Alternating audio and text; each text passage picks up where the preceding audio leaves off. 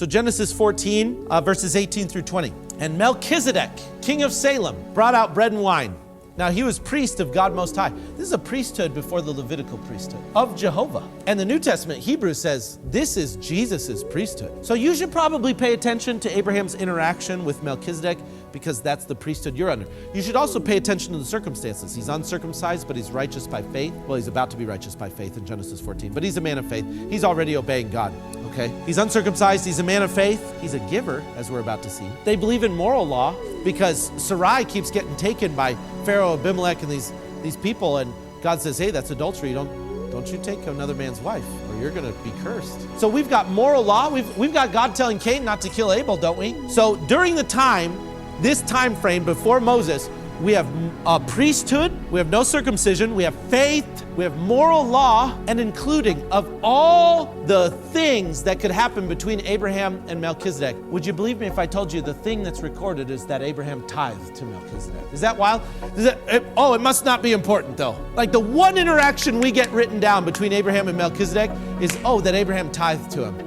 And we're going to go now, and we're going to go, I know I'm under the same priesthood and Jesus is high priest, but tithing's not for today. It's the one thing recorded that Abraham does with Melchizedek, priest of God Most High, and we're going to argue, it's not for me. Are you spotting the devil with me yet? Are you spotting the enemy? And Melchizedek, king of Salem, brought out bread and wine. Now he was priest of God Most High, verse 19, Genesis 14, verse 19. He blessed him and said, blessed be Abraham, or Abram, of God Most High, possessor of heaven and earth, and blessed be God Most High, who has delivered your enemies into your hand. Look at that, possessor of heaven and earth. By faith, friends, he not only inherited the earth, he inherited eternal life in heaven. Yes, possessor of heaven and earth.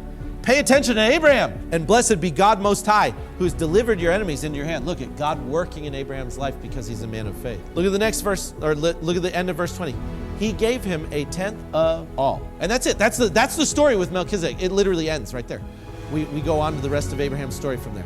We get just a few verses with Melchizedek. He has no beginning, no end. We don't know who his parents are. His priesthood is an everlasting priesthood. Sounds like Jesus, right? Abraham gives him a tenth. And that's what's recorded. Don't you find that peculiar that we're saying, there's no tithe, and this is like the one thing Abraham did with Melchizedek that's recorded? I find that very peculiar. Go to Hebrews chapter 7. This meeting is brought up repeatedly in the book of Hebrews, but the tithing is brought up in Hebrews chapter 7. Verses 1 through 3 says this, for this Melchizedek, king of Salem, priest of the God of Most High God, who met Abraham as he was returning from the slaughter of the kings and blessed him, to whom also Abraham apportioned a tenth of all the spoils, was first of all, by the translation of his name, king of righteousness, and then also king of Salem, which is king of peace. Without father, without mother, without genealogy, having neither beginning of days nor end of life, but made like the Son of God, he remains a priest perpetually. Now, if you read on, Hebrews makes this case that Jesus is the high priest of the order of Melchizedek. That's our priesthood. Pay attention to that priesthood. Moral law applies. Faith and moral law. That's why you don't have to circumcise, though, because that's a cleanliness-related law. Faith and moral law. That's your priesthood. Okay, even here it's listed that Abraham apportioned a tenth to that priest. What is being implied?